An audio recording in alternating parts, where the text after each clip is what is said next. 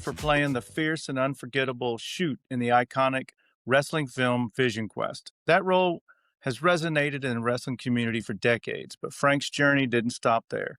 His personal vision quest led him to the world of holistic health and nutrition, where he now specializes in acupuncture, sports medicine, and nutritional guidance for athletes. Hmm. And what makes this especially meaningful for us, Frank is also partnering with us in producing Saint in the City, the powerful story of Coach Scott Glabb's life inspired by the book Saint in the City. From the mat to the screen and helping athletes heal and thrive, Frank Jasper's impact continues to grow. Frank, welcome to Pearls in the Valley. Hey, thank you so much for having me, and I'm excited to be here, man. Absolutely. Well, thanks, man. We appreciate it. And so excited to have you share with us all your great journeys here. So, why don't we kick it off with just telling us a little bit about your role in Vision Quest as Shoot and how did you get that role? That was one of the most crazy things I think that's ever happened to me in my lifetime. Is that I just seemed to be at the right place at the right time. I had the right, set of skills, as they say, um, to fulfill that role, and I just happened to be, I had been bodybuilding for almost 5 years. So I was up at 215 pounds. I had a wrestling background. I wrestled 3 years in high school. Then, about a year or two before I went back to school at Eastern Washington, I got to train with the Pasco Washington College team for an entire season. And so I got to train again to see what that's like at the collegiate level. I got to say that was one of the funnest things I had done. And the gentleman that I was training with, he needed somebody his weight, which was about 192 at that time. Um, he went on to win the NJCAA, national title at 192. I was really proud of him. Awesome. He's just Yeah. an incredible kid. He was in my younger brother's class, which is 2 years younger than me, and he just worked really, really hard, harder than anybody else in that room. And that's one thing about wrestling is that the more you put in, the more you get out, basically. And it's really on your shoulders, and nobody else can do the work for you. Nobody else is going to get on the mat and hold up, dive in and be, not give up and be relentless and be consistent and really maximize their potential on and off the mat. So anyway, Hmm. I kind of went off on a little tangent there about wrestling. Wrestling is a very cool sport, as we know. Yeah. Then I went to Eastern Washington and I was enrolled in the athletic training program. And as a student athletic trainer, you're working with each team. So you get the feel of what the basketball players need, football players need, soccer and wrestlers. And I happen to be the wrestling student trainer for that semester. And so I was sitting in the workout room and the guys were wrestling and I was reading my anatomy book. I always had books to be reading. And this gentleman came in that was a student wrestler for Eastern, but he took that semester off because he was in the movie already. He was an extra in Hmm. there. You'll see him in a lot of the scenes. His name is Rick Thiefalt. And Rick was sitting on the bench and talking about the movie, and I was kind of passively interested. And he says, "Oh, I'm making this movie, and guess what? They're paying me to wrestle." Oh, that's really cool. And he goes, "Yeah, and they're taking really good care of me, and it's a lot of fun." And he goes, "You know what?" He goes, "They're still looking for somebody, 6 foot tall, muscular build that can wrestle, And it's like, "That's you."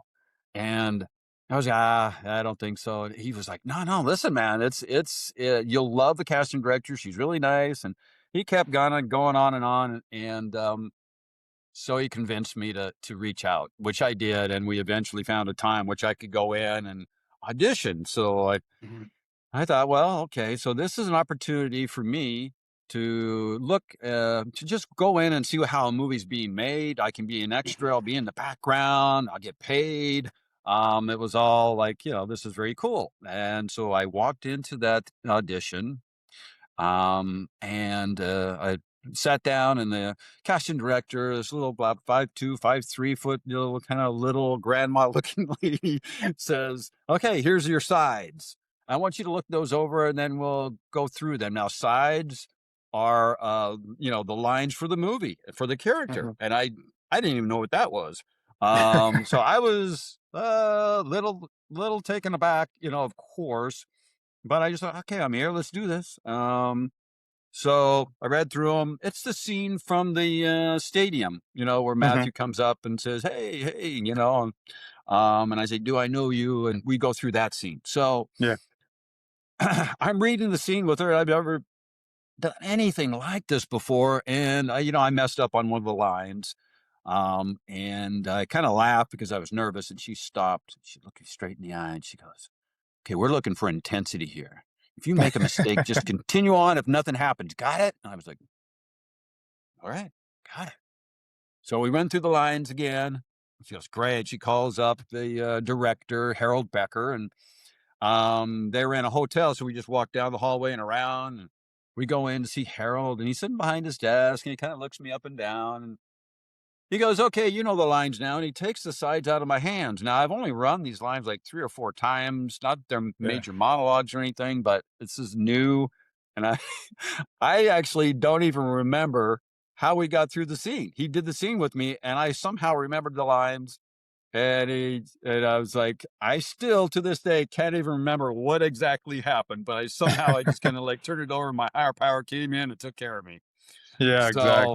So it was pretty interesting. And he goes, "Okay, now we got to see if you can wrestle." And so the next day or two, I had to go to the wrestling practice, and God, I hadn't wrestled since I was in Pasco a couple of years, and was just a little rusty. But we did 2-hour practice, and I was sweating, I was exhausted. But the coach, Coach Cashstone, was running all these. He was a Mead's coach. Mead is a little town in Spokane, Washington, and he Mhm. was the coach for probably 40 plus years. And so Yeah. he's the consultant. He ran all the practices. He taught all the actors to wrestle, and so he had to sign off on me. Can his guy do what the character needs to be able to do? Which he Mhm. said, "Yes, okay, you're good enough that you can do this." Then the next hurdle I had to overcome was that I had this bushy mustache, and it was like a 70s. And I was wearing these glasses which kind of shade and then fades down like a total 70s look, Yeah. and it's the 80s. So I was a little behind, I'd say, the times. But anyway, so they said, "Well, listen, if you shaved your mustache, didn't get the role, would you be okay with that?" And I was like, "Oh, heck yeah. I mean, it'll grow back." And so I was 26. I looked younger than my years. Matthew was Mhm. 26. He looked younger. So it did work. And Linda was 21. Linda Fiorentino, who played Carla, was 21. Um, yeah, no, I'm sorry. She was 27. She was 21 in the movie. So she was only a year older than us. So they liked the dynamics. And then I found out that the casting director from LA, which I didn't know, had cast the role twice before. And for some reason, those guys Mm. didn't work out. And now we're like 2.5 weeks away from filming. And so they're really getting nervous because they don't have Mhm. this character, which is a major character in the movie, the antagonist So to the interesting. main Yeah. character. Right. So everybody's looking. And so she found this guy. He'd done several B movies. He was just about an inch taller than me. He was lean. He was in great shape. He was a good wrestler, um, which I found out later. But anyway, so they flew him down from LA, and the producers really loved him. That was Mhm. John Peters and Peter Guber. And the director really liked me. So they said, "Okay, we're in the final cuts here. We're going to have you both come in, do the scene. And then, we got to see if he can wrestle. So we'll do that as well." So I go for that last final, audition. And so I meet with my casting director, and she walks me over there.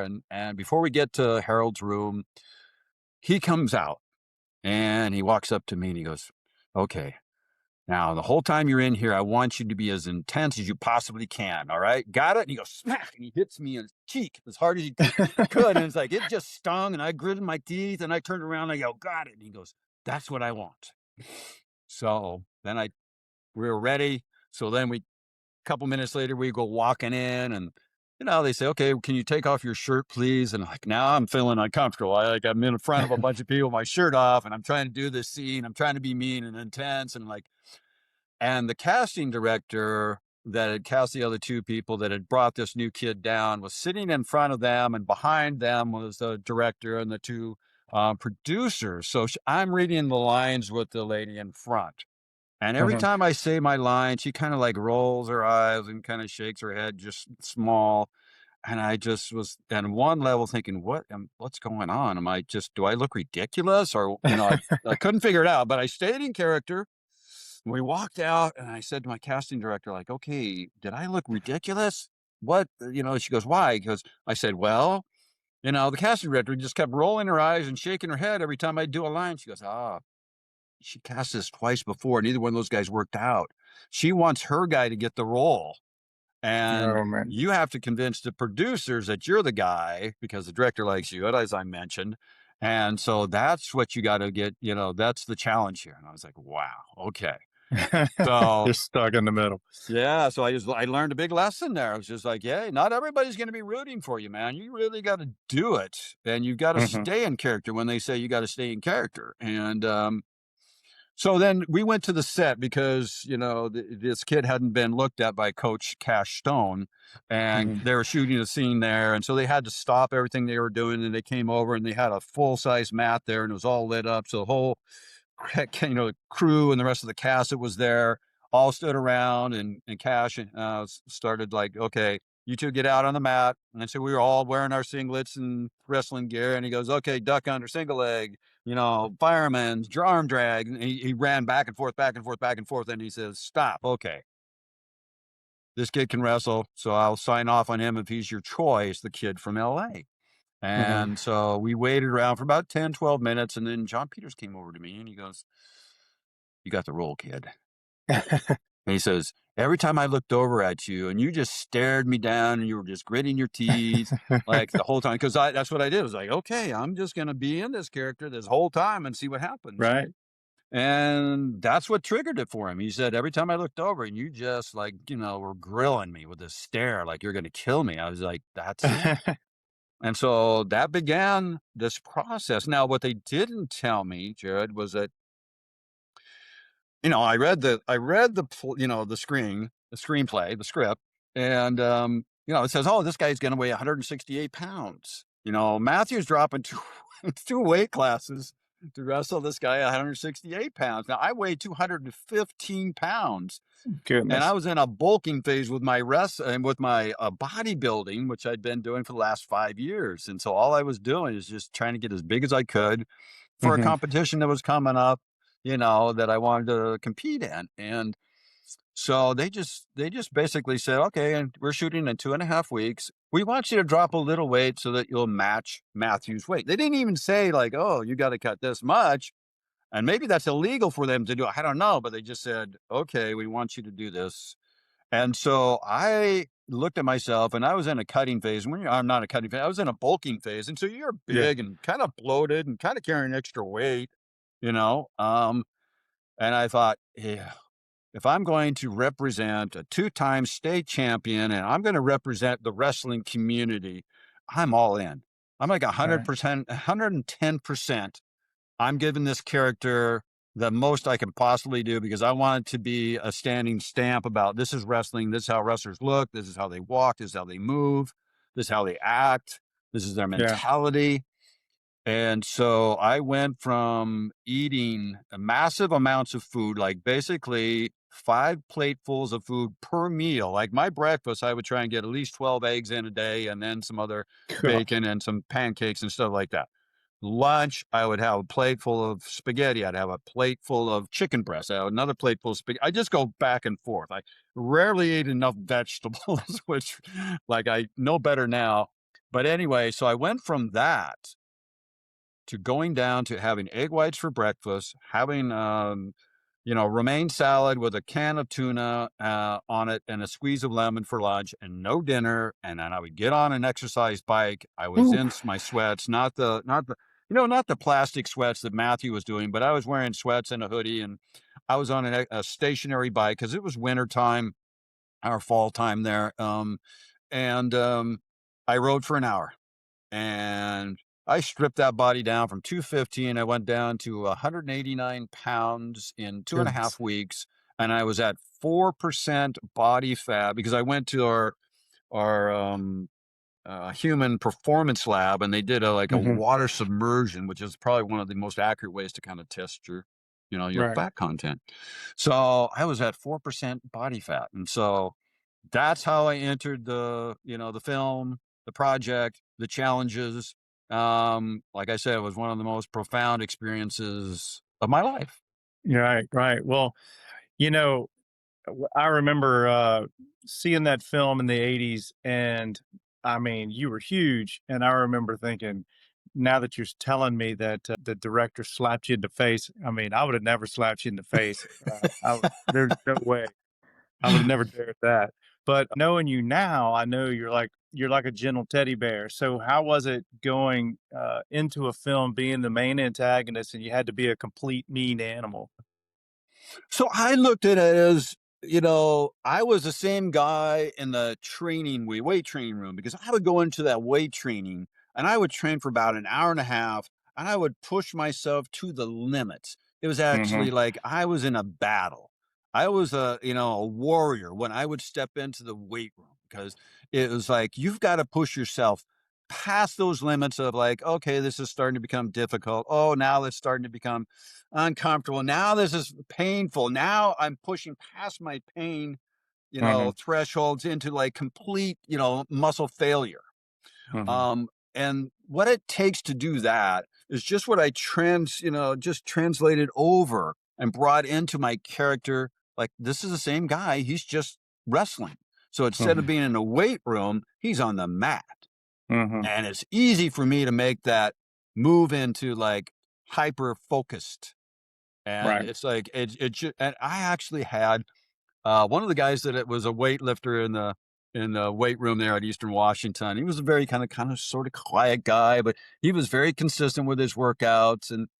And when we would see him at the hub where the food commons at Eastern Yeah. Washington. We all broke at the same time for lunch and dinner, and so I would run into him, and he was having dinner or lunch with me one time, and he kind of looked at me. He goes, "You're a different person when you're in the gym lifting weights," because it's a personality shift. I Yeah. became hyper aggressive, and it was just that's the kind of mentality that I used for this character. So it was Yeah. for me an easy transition to go into that. And I didn't look at him and I'm glad they did the same thing, meaning they didn't make this guy like, "Oh, I've got this wrestler down and I'm just destroying him. So now I'm just going to take and wrench his arm just because I Yeah. can." Yeah. That wasn't this Yeah. character. It was like, I'm Mr. Business. Like Yeah. He's just McLean, good. like the Yeah. McLean match, right? It was like, Right. man, I got in there, souffled, panned, like, okay, I'm done. Let's go. I'm done. I don't have to spend time hurting this guy. I'm just gonna embarrass him by pinning him in like, Right. 10 seconds, 15 seconds. Like, I Yep. got no time for anybody that isn't going to challenge me. Like, I got better Right. things to do. I can go train, I can stretch, you know, Yeah. all that. Yeah, that was great. Well, you mentioned a little bit about it in the beginning, but tell us about that iconic scene of you walking the stadium bleachers with the log on your back when we first get introduced to you in the film. One of the coolest scenes I think I've seen, and what they did to prepare everybody for that was just genius. Because all you heard was like, "Oh, Shute's even tougher this year. He's Hmm. undefeated. He hasn't lost a match, and it's like shoot, like nobody wants to wrestle shoot. I mean, it's just like, and then you see this character, and the first time you see him is like he's down at the bottom of the stairs, and you see he's got this big log on his shoulders, and then he just keeps getting bigger as he approaches, and then when he gets up there and Matthew calls out to him and he turns and he just looks up at him, and I got my arms up like this, and these arms are just they look amazing. Yeah. Um, and you just go, "Oh, there's no way this guy's gonna beat this monster." Yeah. The day of the shoot was very interesting because That scene was shot at Joe Elby Stadium, which was demolished, in just in the last year or two. So that stadium is completely gone. But it was in the fall, and in a fall day there in Idaho or in Washington, there it can be sunny and it can be extremely cold. And it was cold and a Mhm. little windy, and everybody in the crew was wearing a parka, gloves, and a hat, a stocking hat. And so I'm out there in that weather, in shorts, in a tank top. And if you look, you'll see that that there's some like possible, looks like sweat on my face, but it isn't. It's glycerin they had to spray on Yeah, my face to make it look like I was sweating. Now, right. fortunately, you know, h- this is one thing that Harold was really good at. He got what he wanted, and it didn't take him very long to get it. It was just like, Mhm. okay, we shoot from here, we shoot from there, we shoot from your point of view. Okay, we're done, because everybody was cold, Yeah, So, but the scene is now iconic. It's one of my favorite scenes, along with several others. A yeah, 6 minute speech, and that was really great by the cook. yeah, I mean, just great knowledge, great little sharing information with Matthew. But anyway, that was a fun day. It was quick. I'm glad it was quick. It was super cold, and it's been a really great scene to keep seeing from time to time. yeah. Because I remember when I first saw it, and I was like, "No way Matthew Modine could beat that dude." I was like, "No, no way." So that was great. So now that you've moved on, so how have you used that role in that film to touch the lives of student athletes and wrestlers? Yeah, that the character is beloved by the wrestling community, which I'm really appreciative of. And they say like, "Oh, you either want to be shoot or you want to beat shoot." Mhm, And so I get a lot of that. And so between the time that I did the movie and the time that I started going out and doing appearances, I went back to school and I got a master's degree in Oriental medicine. And my wife and I ran a clinic on fitness, health, and longevity in Pacific Palisades for over 27 years. And I really learned, like, through my education, I grasped the importance of nutrition. And being a bodybuilder, I also understand the power of nutrition, but it took it to a whole nother level because I would have to actually continue to take accreditation CEUs to maintain my mhm, license. And I always just looked for everything about nutrition I could possibly find.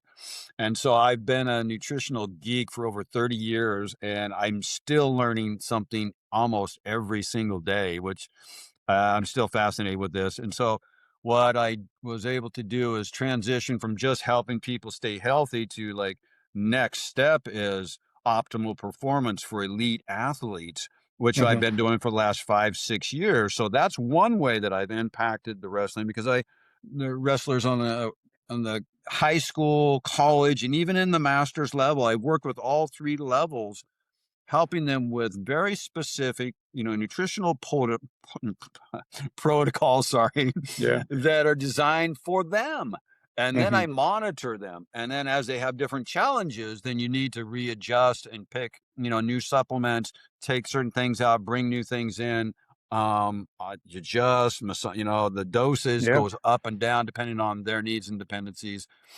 And so I've done a deep dive into that. I've been working with some very elite athletes, and when you give them nutrition, they're like Lamborghinis. mhm, Their shift and their performance changes instantly. So that's one of the reasons I really like working with athletes that are on an elite level because they mhm, really do perform and they respond really well to nutrition. mhm. That's awesome.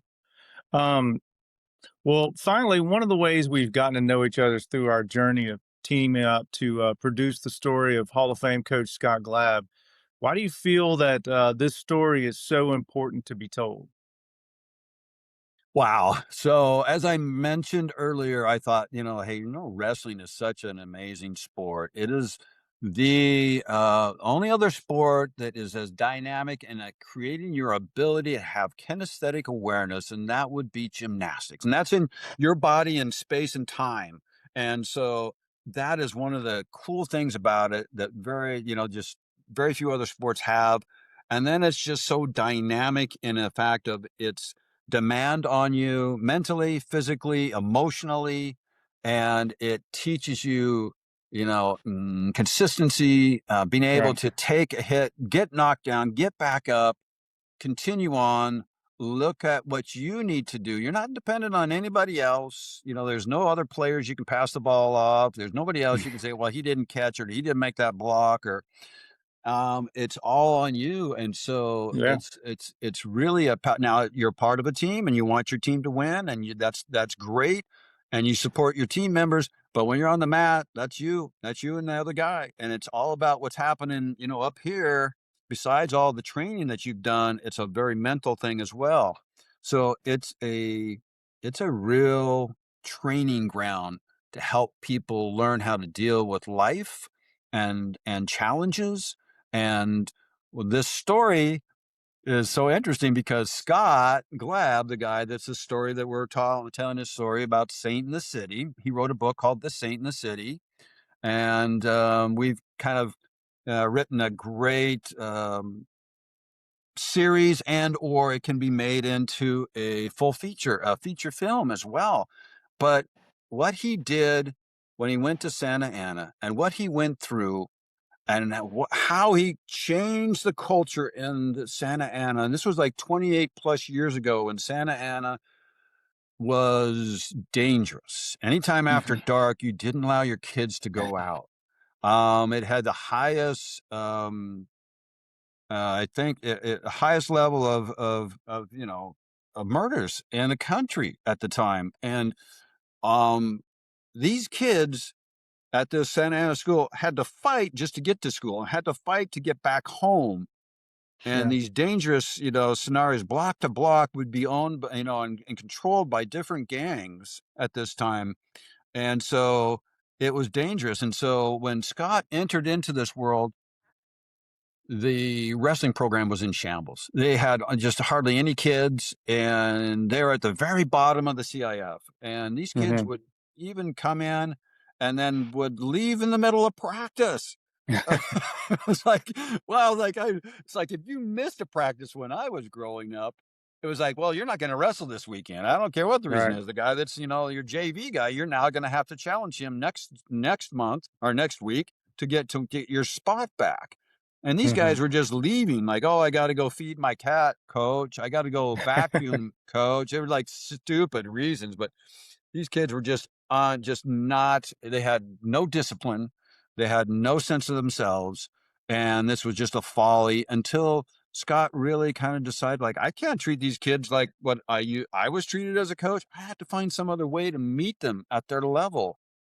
And what he was able to do is he was able to invest in these kids and find out more about them and find out why they're struggling, why they have all these challenges. And I mean, he actually had a kid that he wanted on the team, and the parents goes, we can't have him, going to extracurricular activities after school when it gets dark because it's too dangerous for him to walk home. And Hmm. Scott was like, I'll drive him. So Scott drove this kid home this one night, and he said, "Hey, coach, you want to come in and see my room?" And the coach goes, "Oh, you know what? I need to use the restroom." And so yeah, I'll come in. So he walks into this two-bedroom apartment, and the kid says, "Yeah, I have 17 other siblings that live with me here." And the coach goes in, uses the bathroom, comes back out, and the kid says, "Well, what do you think of my room?" He goes, "What do you mean? That's the bathroom." He goes, "Yeah, I sleep in the tub." And that had this impact. Unbelievable. I mean, it's like who? I mean, it's like this is the living conditions. These are the Yeah. challenges. And that's one of the reasons also why these kids are so tough because Hmm. they've lived tough every part of their lives, not just on the mat. They're Yeah. having to deal with this. Now, none of at the time, the homicide rate, like I said, was, highest in the country. The girls would maybe, graduate, but not graduate. Many of them just got pregnant and they got married and started working, or worked the streets. The boys would either get, caught and like stealing and go to juvenile and then go to penitentiary and or sell drugs in the corner. So there's very little opportunities for these kids to do anything else but get Hmm. involved in that. And Scott was like, I'm going to just invest in these kids. I'm going to believe in them. I'm going to spend time with them. He actually offered to take him to, retreat, Yeah, fellow FCA. Christian fellowship retreat. He offered to, like, outside of his time and outside of school time, he said, these kids need a foundation. They need something to support them. And he offered that to them in a very gentle way. He didn't like over say, you guys have to do this if you want to be on the team. He just said, I'm going to Bible study. Anybody want to come? And, Yeah, more and more people showed up. And then they went on a retreat. And through this understanding of themselves and seeing how the Scott, unlike many of the men in their lives, either treated them like crap, or they left them, or they beat them, or they shamed them, or they, weren't around to guide them. And here is, Scott taking on that role of the unconditional loving parent that has boundaries. Scott, I know, just gave of himself so many times, so many different ways, but within 3 years, he built this program up to actually beat the powerhouse in their CIF division and then go on to start winning CIF championships year after year after year after year. And he got kids into scholarships and into colleges and universities, and yeah, these kids got educations. And then they brought that business awareness back into the community. A lot of them came back and became assistant coaches. They wanted yeah, to give back. And so this everything had shifted from what it was where he came into it. And it was through the, wrestling as a medium for these kids to like find self-awareness, find some, respect for themselves, learn how to take care of themselves, learn discipline, learn consistency, learn unconditional love. yeah, And it's a story that it needs to be told. Now, he's done this for 28 years. He has between 50 to 70 kids every year, from the girls of the, and the boys programs. He has all sorts of stories. Every one of these kids is a story. Matter of fact, the book Saint in the City I love, because each chapter is about a kid that he had in mhm, his, wrestling program, and they're all characters. yeah. They all They're have awesome. major challenges. And Yeah, I could not put that book down. Every chance I got, I would pick it up and read another, chapter and just shake my head about what happened. That this is actually real. We don't have to make up characters. So this right. project has a powerful, I think, presence that it can bring. It can teach so many people on so many levels. I think it'll be inspiring. I think it will open people's eyes up to what's possible and what these kids went through to get to where they are now. And it's time for another great wrestling film or series that can highlight what wrestling does, but also teach and inspire, like I'm saying. And this is a project that I've fallen in love with. So I'm happy to be a part of this. It's exciting. I can't wait to see where we're going to go next. Absolutely. Man, it is it, it's so amazing to see how uh Coach Glab has impacted the lives of so many kids. And so many of them considered them his second father, the second father that they have, and um, as we've met them, we've heard all their stories, and how Coach Glab was always there for them, and so we're excited. I'm excited. Everybody's excited. So it's going to be a fantastic film, and Frank, it's been great having you with us today. I know we'll probably be on again at some point in time, but we just thank you for being with us. The man everybody remembers from Vision Quest. And you continue to impact lives today through your work in nutrition and healing, and now with film. Frank, thank you for your time, your heart, and your continued commitment to helping others grow stronger on and off the mat. Friends, be sure to connect with Frank on social media. Follow him on Instagram, Facebook. Stay up to date with his work and encouragement. And we invite you to be a part of something powerful. Help us bring Coach Glab's story to life.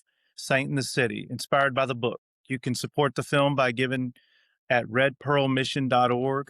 That's redpearlmission.org on the screen. Your partnership helps us tell stories that matter. If today's episode inspired you, would you share it? Send it to a friend, post it, and help us spread the word. Because at the end of the day, great stories are meant